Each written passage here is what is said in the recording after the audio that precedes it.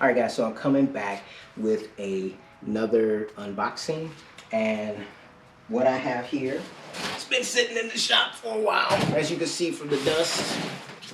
Let's go ahead and open this up and see what we have.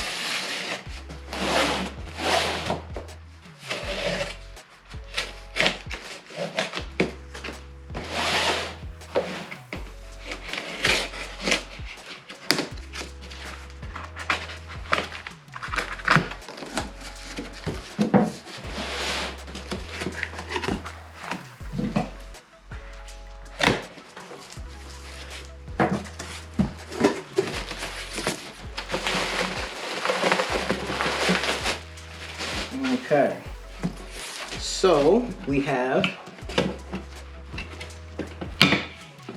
another Festool sustainer,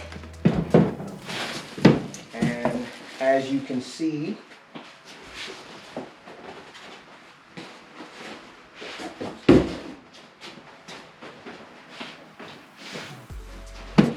by the front we have the Festool OF 2200 EBF Plus. This is their most powerful router that they have developed, and we're going to go ahead and do an unboxing of this. So on the inside, you got your typical warranty service information. This is a huge router.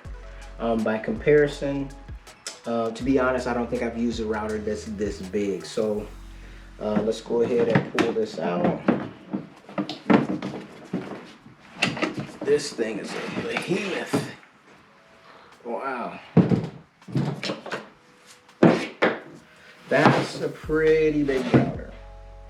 All right, so we've got obviously our booklet, warranty card.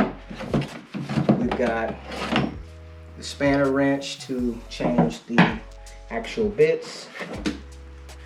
It comes with a chip diverter or collector, and then some kind of a bushing guide, I guess.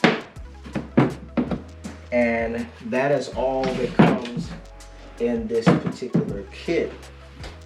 Now underneath, okay, so this actually, I guess it fits in here maybe, I don't know.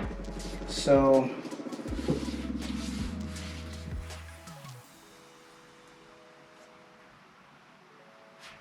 this particular item is there plastic on there? Yeah. All right, so it's got plastic on the bottom here. All right, so a little bit about this router. So I actually purchased this router because I was going to buy the woodpecker's sawmill so that I could actually flatten stock. I actually ordered it, had it on its way. It was actually going to be like a few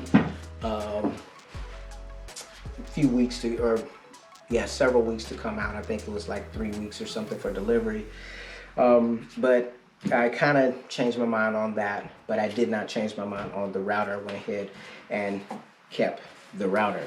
So basically, this is going to give me the ability to do basically anything that a router can do because of the power that's in this particular machine.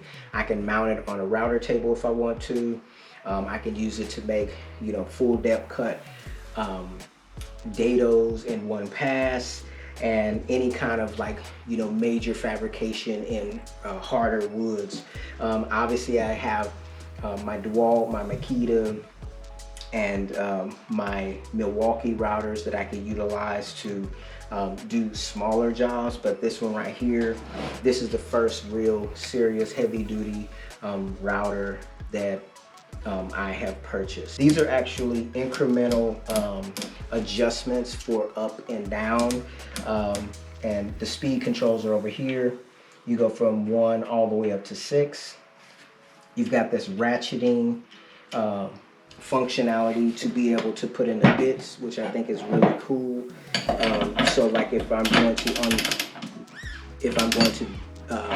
remove a bit, You know, you just turn it. So this is to remove. I'll hold it down, and it actually has a ratcheting function when you get past a certain point, so that you don't actually have to take the wrench or spanner, as they call it in certain parts of the world, off of the actual nut to actually loosen or tighten a bit. So you just push this switch here down in whatever direction. So this would be to my left, would be to take a bit out. To my right would be to tighten a bit or put a bit in. You've got, what does this do? Okay, so this is how you release the actual base plate, by pulling this green lever over.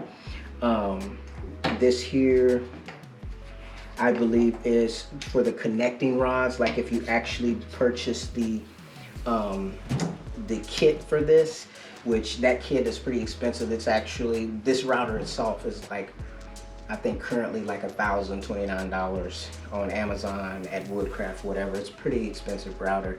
And then the actual kit with all of the different bases and such for this router is another $555, and it actually comes in a sustainer like this.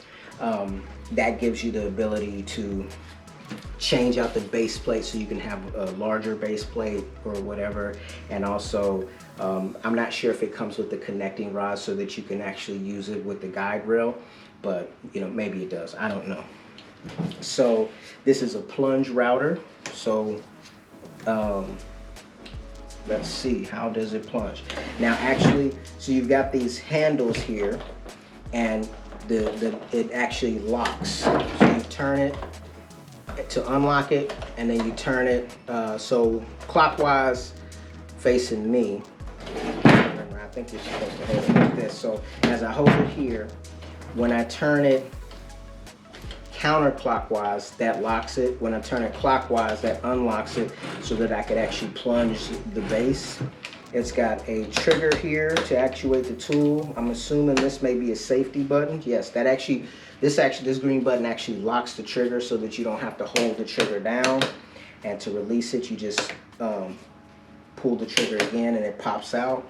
Over here on this side, what does this green lever do? I'm not sure. Oh, that drops the actual safety shield right here. So that pops up. How does it go back up? Okay, it clicks.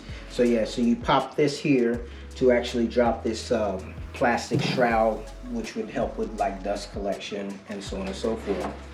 On the front here, let's see, you've got another little notch. Okay, you pull this out and you loosen this. And so this is the micro adjust. Okay, and then here you've got a scale right here, and it goes from 0 up to just over 3, maybe you could say like 3.5 potentially, as far as the depth based upon this scale. Well, actually I wouldn't even say it's 3.5, probably 3.25. And you can adjust it accordingly on these different stops here. So the micro adjust, let's see how far that goes down.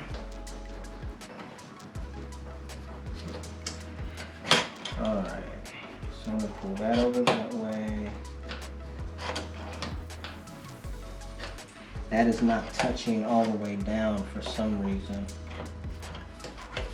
I'm gonna have to probably tinker with this to kind of really understand how all the functions work, but I do know the basics because of my other routers. As you pull this up, you can turn this around and set the different depths. So then I could lock this in right here, right? And you know, to control whatever kind of depths I want. So right now it's all the way down. It won't go any lower than this. I can pull this back, lift this up, tighten it up, and then, you know, so the way I would describe these are like presets. So you can set like 3 different depths with these presets, so that like say you wanted to take multiple passes and you wanted each one to be a little bit deeper than the other one, you can set this accordingly. You've got dust collection here on the back, and interesting, I did not know this. This particular router does not use the plug-it cord, which is interesting. I did not know that. So this cord is integrated into the machine, so I guess you want to be very careful with that, unlike the other. But it does look like you do have some screws back here, so that if you did have any issues with this cord, it does appear that it would probably be replaceable. Hopefully I don't have any problems with that. This is a pretty substantial router by comparison. Actually, let's put it next to my other router so you can see what I mean. You know, I'm a little bit surprised at the size, because I did not, well, obviously I knew it was a powerful router, but I didn't know by comparison. So here we have my Milwaukee. This is my Ryobi here. And then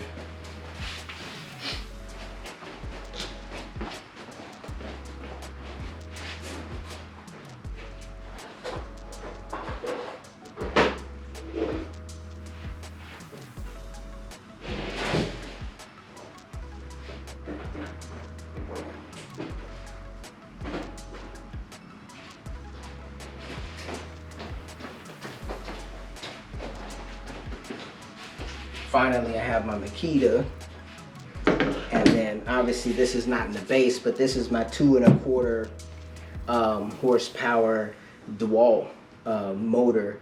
So you could just see the drastic difference, the bulk of this particular router by comparison to the rest of these. So I'm gonna come up on this real slow, because I don't want to obviously harm myself or destroy the tool. But I am excited to have this in the shop, because now I know, as far as routing tasks are concerned, I can pretty much do anything a router can do, because I have a router this powerful in the shop. I do have a manual that I purchased about routing in particular, so that I could learn as much as I needed to learn about routing to improve my skills, and just to kind of understand it. You know, there's so many different things around your home that use the router. It's a very versatile tool, and obviously Festool is one of those brands that have been elevated above the rest. I personally don't know if that's warranted or not, but I aim to find out. So I will be, comparing this with the rest of these routers that I have. Obviously not a power test, because I don't see that there would be any comparison when I compare the three. Obviously this is not a cordless tool, but yeah, it's going to be a welcome addition to the shop. So this is my initial unboxing and overview of the Festool OF 2200. As I learn more about it, I will share that, here on my channel. Obviously, you can go to many other channels and learn all the bells and whistles, but this is my first. As I'm, when I bought my first track saw, knew nothing about track saws, and over time I got better and I learned more and more, and so I see this no differently. I do believe that over time I will become fairly knowledgeable of this tool, and I'll be able to, kind of share that knowledge with other people. And it's kind of, this actually kind of gives other people an opportunity to see, like they may see something like this and say, hey, I'm not on that level, I'm not going to buy that because it's, A, it's really expensive, B, my skill set is not there. So through someone like me, you can kind of live vicariously and see someone who does not have the skill set, is not there, but still purchased it, and then you can see my journey. You can see if I actually tear it up, or if I actually become proficient, and then I can also give, from a novice perspective, my opinion on this particular tool. So anyways, yet another router added to my collection of routers. And yeah, that's pretty much where I'm going to leave this video. It's just an unboxing and overview. My unboxing and overview. It's not meant to be compared with someone else's someone that's a lot more knowledgeable on this topic, or skilled. I'm not competing with anybody. I'm just, I purchased this with my own money, not sponsored by anyone, and I'm happy to have this monster of a router, and I would call it that, a monster. One thing I can say right off the bat, I do not think that I will put this in a router table, even though it's a huge router, really beefy, whatever. I do believe that if I do get a router table, a proper one, because I actually have another router. I have a Ryobi router that's in the Ryobi table that I have. If I upgrade and get, say, a Jessam router table with a lift, I may end up going with either the 3.25 horsepower Milwaukee that I've seen, or the 3.25 horsepower Makita for a table setup, simply because this one I feel like I can really put to use, with my hands, doing things like one day I hope to build a door and, do my little, the grooves for the paneling and all of that stuff. And, these are all projects that I see coming down the pipeline. If the Lord continues to give me health and keeps my mind sane, I'll be doing I'm not putting any limitations on what I'm going to try to do in my shop.